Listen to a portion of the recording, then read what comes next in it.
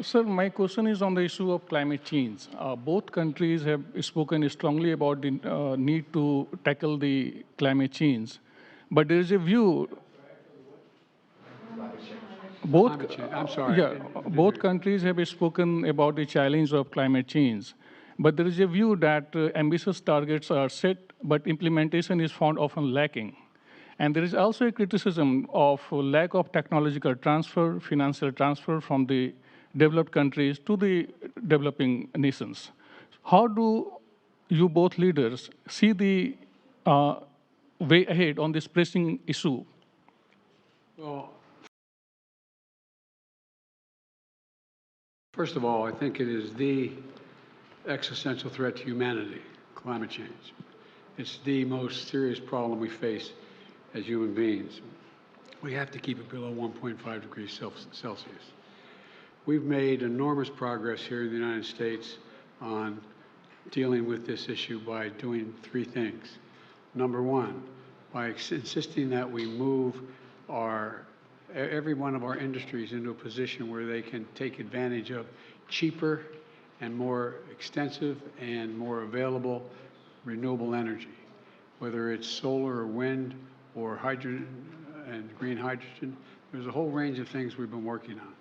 In addition to that, we find ourselves in a position that what we've done is that we have significantly reduced for example, I made a commitment that we are going to make sure that by 2030, 30% of all our land and sea and oceans were in conservation, could not be developed. We're well on our way to doing that, and that's also absorbing carbon from the air as a consequence of that because of the conservation.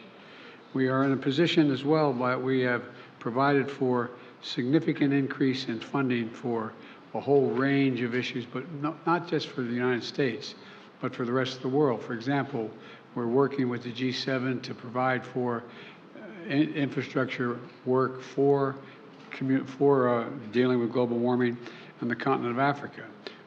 In Angola, building the largest solar project, moving ourselves, having railway to go all the way across the southern from the Atlantic Ocean to the Indian Ocean in Africa, to be able to transport and do it cheaper and do it with less, how can I say it, less carbon emissions. We're trying to work with other countries to maintain their carbon sinks so they don't have to develop them like we did in causing pollution. And we're trying to figure out how to work out to pay them not to develop certain areas like the Amazon and Brazil. But there's a lot of technology that's available that we're sharing and we share with one another. We've learned how to do solar energy, which is considerably cheaper than it is for fossil fuels. The same way dealing with not just solar, but dealing with wind. And so there's a lot of technology that we've developed, and we're well on our way, I think, to meeting the commitment we made that we made in Paris. And we're prepared to share all of that with India that has a desire to do the same.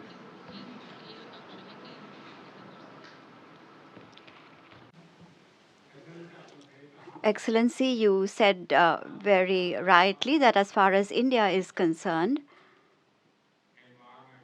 the environment, climate, these are extremely important in our cultural traditions. For us, the environment is an article of faith. This is not just something that we need to do for convenience. We believe this. We do not believe in the exploitation of nature. In order for all of creation to work, we can make nature, but we cannot have exploitation of nature. And we have always believed this. And on the basis of these values, we are not only doing things for ourselves, but are taking some global initiatives as well. You perhaps know that the G20 countries, the promises they made in Paris, of all the G20 countries, India is the only country that has fulfilled all the promises it made at the G20. Not just that, in the area of solar energy in Glasgow, we had set ourselves the target to achieve 500 gigawatts of renewable energy. By 2030, we have set ourselves the target to make Indian Railways net zero. And you must understand the scale of Indian Railways. When we talk about Indian Railways, it means that every day the entire population of Australia travels in our wagons, in our railway wagons, on our trains. And we have set ourselves the target to achieve net zero for our railways. We have also set ourselves targets for solar energy, for ethanol, 10% mix of ethanol. We have completed this target before the set date. We are also working in the area of green hydrogen. We want India to be a green hydrogen hub, and we are working towards this. In the International Solar Alliance has been launched by India, and many countries have joined it and are working with India. The island countries, we have helped them in the area of solar energy so that they have now got a new confidence that we are with them in their efforts to fight climate change. And we will not only fulfill our responsibilities, but we will also help you in the area of climate change. We have seen that due to natural calamities, people talk about the death of people, no doubt, when there are natural disasters, but there is a lot of destruction of infrastructure as well. And therefore, because of climate change, the kind of crisis we are feeling, we need to develop infrastructure that is resilient. And therefore, we have created a global organization called CDRI. And you perhaps know that in Glasgow, I presented a subject to the world, and recently it was launched by the UN Secretary General and myself. That is Mission Life, and when I say life, I mean lifestyle for the environment.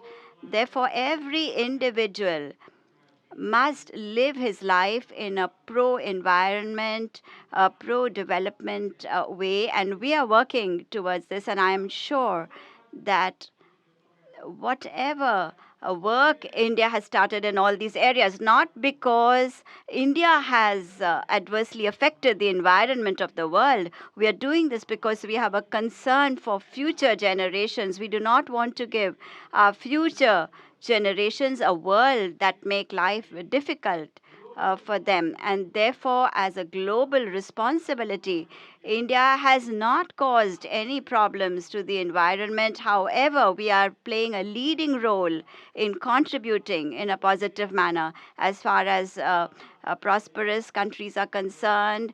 There's always been talk about technology transfer, financial support, and there are some countries that need to have technology transfer, financial support, and we hope that as soon as we can move forward in this area, we will be able to solve this challenge of climate change. Thank you very much. We have caused damage in the United States the way we've developed over the last 300 years. And that's why I was able to convince my colleagues in the Congress to pass legislation, the largest climate fund ever in American and the world history, $369 billion, $369 billion to deal with the climate crisis. And we're doing it extensively now, and I think you're going to see significant progress. Thank you all very, very much.